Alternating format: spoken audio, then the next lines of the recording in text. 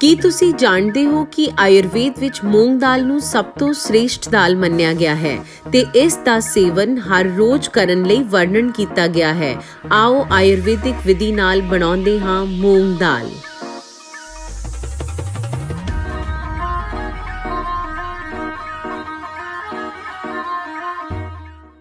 ਸਤਿ ਸ਼੍ਰੀ ਅਕਾਲ ਜੀ, ਮੈਂ ਹਾਂ ਡਾਕਟਰ ਗਗਨਪ੍ਰੀਤ ਕੌਰ ਤੇ ਤੁਸੀਂ ਵੇਖ ਰਹੇ ਹੋ ਪੰਜਾਬੀ ਆਯੁਰਵੈਦਿਕ ਰਸੋਈ।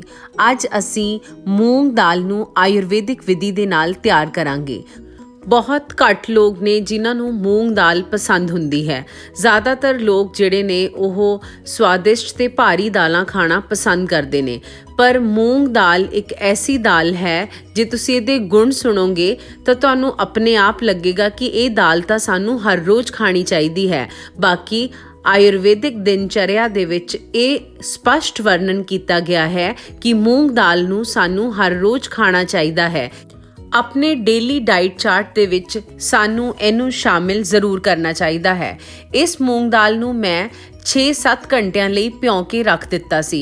ਧੋ ਕੇ ਹੀ ਦਾਲਾਂ ਨੂੰ ਭਿਉਂ ਤੇ ਫਿਰ ਜਿਸ ਪਾਣੀ ਦੇ ਵਿੱਚ ਅਸੀਂ ਦਾਲ ਨੂੰ ਭਿਗੋਇਆ ਹੁੰਦਾ ਹੈ ਉਹ ਪਾਣੀ ਵੀ ਸਾਨੂੰ ਕੱਢ ਦੇਣਾ ਚਾਹੀਦਾ ਹੈ। ਹੁਣ ਅਸੀਂ ਇੱਕ ਪਤੀਲੀ ਲੈ ਲਵਾਂਗੇ ਜਿਹਦੇ ਵਿੱਚ ਅਸੀਂ ਇਸ ਦਾਲ ਨੂੰ ਪਕਾਵਾਂਗੇ। ਪਤੀਲੀ ਦੇ ਵਿੱਚ ਪਹਿਲਾਂ ਹੀ ਲੋੜ ਅਨੁਸਾਰ ਪਾਣੀ ਗਰਮ ਕਰਨ ਲਈ ਰੱਖ ਦਿਆਂਗੇ ਤੇ ਹੁਣ ਅਸੀਂ ਇਹਦੇ ਵਿੱਚ ਜਿਹੜੀ ਭਿੱਜੀ ਹੋਈ ਦਾਲ ਹੈ ਉਹ ਪਾ ਦਿਆਂਗੇ। ਇਹ ਜਿਹੜੀ ਪਤੀਲੀ ਹੈ ਇਹ ਭਰਤ ਦੀ ਪਤੀਲੀ ਹੈ। ਭਰਤ ਵੀ ਇੱਕ ਮੈਟਲ ਹੈ ਜਿਹੜਾ ਕਿ ਬਹੁਤ ਹੀ ਚੰਗਾ ਹੁੰਦਾ ਹੈ ਕੁਕਿੰਗ ਦੇ ਬਰਤਨਾਂ ਲਈ। ਬਹੁਤ ਲੋਕਾਂ ਨੂੰ ਇਹ ਲੱਗਦਾ ਹੈ ਕਿ ਮੇਰੇ ਬਰਤਨ ਐਲੂਮੀਨੀਅਮ ਦੇ ਹਨ, ਪਰ ਮੈਂ ਤੁਹਾਨੂੰ ਇਹ ਦੱਸਣਾ ਚਾਹੁੰਦੀ ਹਾਂ ਕਿ ਜਿੰਨੇ ਵੀ ਪਿੱਤਲ ਜਾਂ ਭਰਤ ਦੇ ਬਰਤਨ ਹੁੰਦੇ ਨੇ ਇਹਨਾਂ ਨੂੰ ਅਸੀਂ ਅੰਦਰੋਂ ਕਲਈ ਕਰਾ ਲੈਂਦੇ ਹਾਂ। ਇਸ ਕਰਕੇ ਇਹਨਾਂ ਦਾ ਰੰਗ ਅੰਦਰ ਵਾਲੇ ਹਿੱਸੇ ਤੋਂ ਐਲੂਮੀਨੀਅਮ ਵਰਗਾ ਲੱਗਦਾ ਹੈ, ਪਰ ਕਲਈ ਕਰਾਉਣੀ ਜ਼ਰੂਰੀ ਹੁੰਦੀ ਹੈ ਕਿਉਂਕਿ ਕਈ ਵਾਰ ਅਸੀਂ ਟਮਾਟਰ ਦਾ ਤੜਕਾ ਜਾਂ ਕਿਸੇ ਵੀ ਖੱਟੀ ਚੀਜ਼ ਨੂੰ ਪਿੱਤਲ ਦੇ ਬਰਤਨ ਦੇ ਵਿੱਚ ਪਾਉਣਾ ਹੋਵੇ ਤਾਂ ਕਲਈ ਕਰਾਉਣੀ ਜ਼ਰੂਰੀ ਹੈ, ਨਹੀਂ ਤਾਂ ਉਹ ਖੱਟੀ ਚੀਜ਼ ਨੂੰ ਅਸੀਂ ਪਿੱਤਲ ਦੇ ਬਰਤਨਾਂ ਵਿੱਚ ਨਹੀਂ ਵਰਤ ਸਕਦੇ। ਉਹਦਾ ਰਿਐਕਸ਼ਨ ਜਿਹੜਾ ਹੁੰਦਾ ਹੈ ਉਹ ਚੰਗਾ ਨਹੀਂ ਹੁੰਦਾ ਸਿਹਤ ਲਈ। ਦਾਲ ਨੂੰ ਅਸੀਂ ਉਬਲਣ ਲਈ ਪਤੀਲੀ ਦੇ ਵਿੱਚ ਪਾ ਦਿੱਤਾ ਹੈ ਤੇ ਹੁਣ ਅਸੀਂ ਲੋੜ ਅਨੁਸਾਰ ਇਹਦੇ ਵਿੱਚ ਸੈਂਦਾ ਨਮਕ ਤੇ ਥੋੜੀ ਜਿਹੀ ਹਲਦੀ ਪਾ ਦਿਆਂਗੇ, ਜਿਹੜੀ ਕਿ ਅਕਸਰ ਅਸੀਂ ਦਾਲ ਵਿੱਚ ਹਮੇਸ਼ਾ ਹੀ ਪਾਉਂਦੇ ਹਾਂ। ਇਹਨਾਂ ਬਰਤਨਾਂ ਦੇ ਵਿੱਚ ਕੁਕਿੰਗ ਕਰਨਾ ਮੈਨੂੰ ਸਿਹਤ ਲਈ ਹੀ ਨਹੀਂ ਬਹੁਤਾ ਤਾਂ ਮਨ ਲਈ ਵੀ ਚੰਗਾ ਲੱਗਦਾ ਹੈ, ਕਿਉਂਕਿ ਮੇਰੇ ਕੋਲ ਜਿੰਨੇ ਵੀ ਪਿੱਤਲ ਦੇ ਬਰਤਨ ਹਨ ਇਹਨਾਂ 'ਚੋਂ ਬਹੁਤੇ ਤਾਂ ਮੇਰੀ ਬੇਬੇ ਦੇ ਯਾਨੀ ਕਿ ਦਾਦੀ ਮਾਂ ਦੇ ਹਨ, ਤਾਂ ਉਹਨਾਂ ਨਾਲ ਜਿਹੜਾ ਮੋਹ ਜੁੜਿਆ ਹੋਇਆ ਹੈ ਉਹ ਵੀ ਮੈਨੂੰ ਬਹੁਤ ਸਕੂਨ ਦਿੰਦਾ ਹੈ।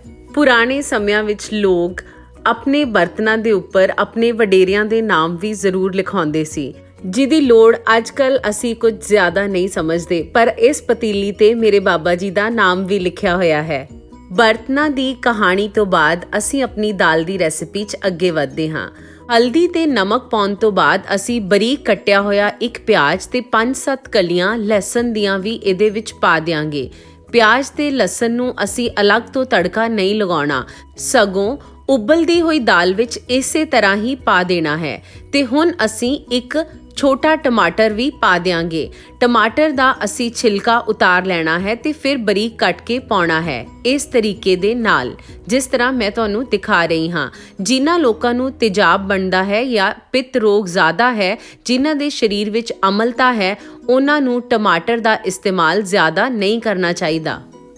ਬਸ ਹੁਣ ਅਸੀਂ ਦਾਲ ਵਿੱਚ ਜੋ ਕੁਝ ਵੀ ਪਾਉਣਾ ਸੀ ਉਹ ਪਾ ਦਿੱਤਾ ਹੈ ਤੇ ਹੁਣ ਅਸੀਂ ਦਾਲ ਨੂੰ ਢੱਕ ਕੇ ਪੱਕਣ ਲਈ ਸਲੋ ਗੈਸ ਦੇ ਉੱਪਰ ਰੱਖ ਦਿਆਂਗੇ ਤੇ ਵਿੱਚੋਂ ਹਿਲਾਉਂਦੇ ਜਾਵਾਂਗੇ। ਇਹ ਦਾਲ 15 ਮਿੰਟ ਦੇ ਵਿੱਚ ਤਿਆਰ ਹੋ ਜਾਏਗੀ, ਕਿਉਂਕਿ ਇਹ ਕਾਫੀ ਟਾਈਮ ਭਿੱਜੀ ਵੀ ਹੋਈ ਹੈ ਤੇ ਉਸ ਤੋਂ ਬਾਅਦ ਜਿਹੜੀ ਇਹ ਪਤੀਲੀ ਹੈ ਉਹ ਕਾਫੀ ਭਾਰੀ ਹੈ, ਇਸ ਕਰਕੇ ਇਹਨੂੰ ਪਕਾਉਣ ਦੇ ਵਿੱਚ ਜ਼ਿਆਦਾ ਸਮਾਂ ਨਹੀਂ ਲੱਗਦਾ। ਆਓ ਜਾਣਦੇ ਹਾਂ ਦਾਲ ਦੇ ਗੁਣਾਂ ਬਾਰੇ। ਮੂੰਗ ਦਾਲ ਨੂੰ ਆਯੁਰਵੇਦ ਵਿੱਚ ਸ਼ਿੰਬੀ ਧਾਨਿਆ ਵਰਗ ਦੇ ਵਿੱਚ ਰੱਖਿਆ ਗਿਆ ਹੈ। ਇਹ ਦਾਲ ਜਿਹੜੀ ਹੈ ਉਹ ਨੇਚਰ ਦੇ ਵਿੱਚ ਰੂਕਸ਼ ਹੁੰਦੀ ਹੈ, ਯਾਨੀ ਕਿ ਰੁੱਖੀ ਹੁੰਦੀ ਹੈ, ਪਰ ਫਿਰ ਵੀ ਵਾਤ ਰੋਗੀਆਂ ਲਈ ਵੀ ਬਹੁਤ ਚੰਗੀ ਹੈ। ਉਹਨਾਂ ਨੂੰ ਇਸ ਦਾਲ ਦਾ ਇਸਤੇਮਾਲ ਬਿਨਾਂ ਘੀ ਪਾਏ ਨਹੀਂ ਕਰਨਾ ਚਾਹੀਦਾ। ਪਚਨ ਦੇ ਵਿੱਚ ਇਹ ਬਹੁਤ ਹੀ ਜ਼ਿਆਦਾ ਹਲਕੀ ਤੇ ਵਿਪਾਕ ਦੇ ਵਿੱਚ ਕਟੂ ਹੋਣ ਕਰਕੇ ਇਹ ਕਫ ਰੋਗੀਆਂ ਦੇ ਲਈ ਵੀ ਬਹੁਤ ਹੀ ਜ਼ਿਆਦਾ ਚੰਗੀ ਹੈ। ਇਹਦਾ ਜਿਹੜਾ ਰਸ ਹੈ ਉਹ ਮਧੁਰ ਹੈ, ਇਹ ਮਿਠਾਸ ਇਹਦੇ ਅੰਦਰ ਹੁੰਦੀ ਹੈ, ਇਸ ਕਰਕੇ ਇਹ ਪਿੱਤ ਦਾ ਵੀ ਸ਼ਮਨ ਕਰਦੀ ਹੈ। ਤਾਂ ਇਹ ਦਾਲ ਹਰ ਕਿਸੇ ਲਈ ਬਹੁਤ ਹੀ ਜ਼ਿਆਦਾ ਵਧੀਆ ਹੈ।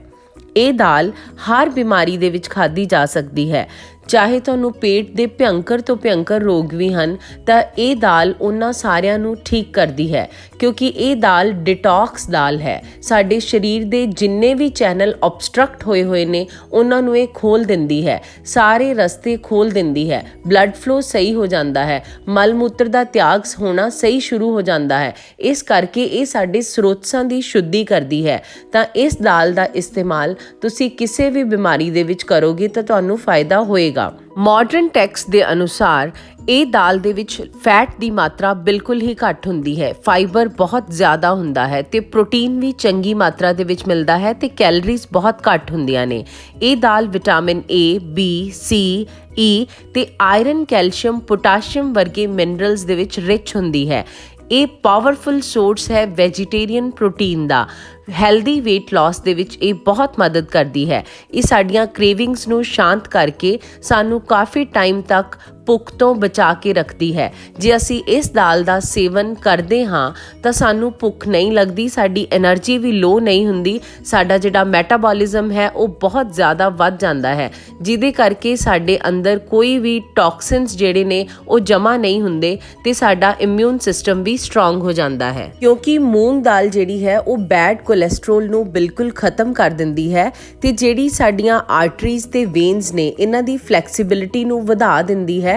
ਇਸ ਕਰਕੇ ਜਿਨ੍ਹਾਂ ਦਾ ਕੋਲੇਸਟ੍ਰੋਲ ਹਾਈ ਰਹਿੰਦਾ ਹੈ, ਜਿਹੜੇ ਹਾਰਟ ਪੇਸ਼ੈਂਟਸ ਨੇ ਜਿਨ੍ਹਾਂ ਦਾ BP ਹਾਈ ਰਹਿੰਦਾ ਹੈ, ਉਹਨਾਂ ਲਈ ਵੀ ਇਹ ਦਾਲ ਬਹੁਤ ਹੀ ਜ਼ਿਆਦਾ ਚੰਗੀ ਹੈ, ਕਿਉਂਕਿ ਇਸ ਦਾਲ ਦੇ ਵਿੱਚ ਕੰਪਲੈਕਸ ਕਾਰਬੋਹਾਈਡਰੇਟ ਹੁੰਦਾ ਹੈ ਜਿਹੜਾ ਕਿ ਹੌਲੀ-ਹੌਲੀ ਸਾਡੇ ਸਰੀਰ ਵਿੱਚ ਪਚਦਾ ਹੈ। ਫਾਈਬਰ ਦੀ ਮਾਤਰਾ ਜ਼ਿਆਦਾ ਹੁੰਦੀ ਹੈ ਤੇ ਇਹ ਬਾਡੀ ਦੀ એનર્ਜੀ ਨੂੰ ਬਹੁਤ ਦੇਰ ਤੱਕ ਬਣਾ ਕੇ ਰੱਖ ਸਕਦੀ ਹੈ। ਇਸ ਕਰਕੇ ਇਹ ਡਾਇਬਟੀਜ਼ ਦੇ ਰੋਗੀਆਂ ਲਈ ਵੀ ਬਹੁਤ ਜ਼ਿਆਦਾ ਵਧੀਆ ਹੈ।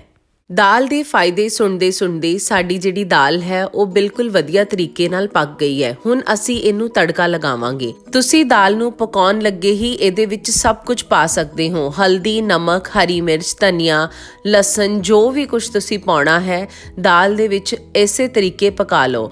ਜਿਹੜਾ ਤੜਕਾ ਅਸੀਂ ਲਗਾਉਣਾ ਹੈ ਉਹ ਸਿਰਫ ਅਸੀਂ ਹੀਂਗ, ਜੀਰਾ ਤੇ ਘੀ ਦਾ ਤੜਕਾ ਲਗਾਉਣਾ ਹੈ।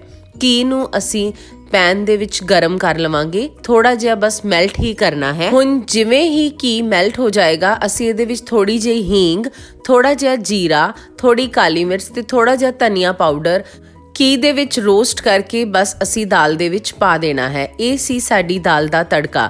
ਜੇ ਤੁਸੀਂ ਆਪਣੀ ਹੈਲਥ ਲਈ ਇਸ ਦਾਲ ਨੂੰ ਬਣਾਉਣਾ ਚਾਹੁੰਦੇ ਹੋ ਤਾਂ ਇਸ ਦਾਲ ਨੂੰ ਬਣਾਉਣ ਦਾ ਸਹੀ ਤਰੀਕਾ ਇਹੀ ਹੈ। ਜੇ ਤੁਸੀਂ ਇਸ ਤਰੀਕੇ ਨਾਲ ਦਾਲ ਬਣਾ ਕੇ ਖਾਂਦੇ ਹੋ ਤਾਂ ਇਹ ਤੁਹਾਡੇ ਸਰੀਰ ਨੂੰ ਪੂਰੀ ਤਰ੍ਹਾਂ ਸਵਸਥ ਕਰ ਦੇਗੀ, ਕਿਉਂਕਿ ਇਹ ਸਰੀਰ ਦੀ ਸਾਰੀ ਗੰਦਗੀ ਨੂੰ ਬਾਹਰ ਕੱਢ ਕੇ ਮੁੜ ਤੋਂ ਨਵਾਂ ਬਣਾ ਦਿੰਦੀ ਹੈ।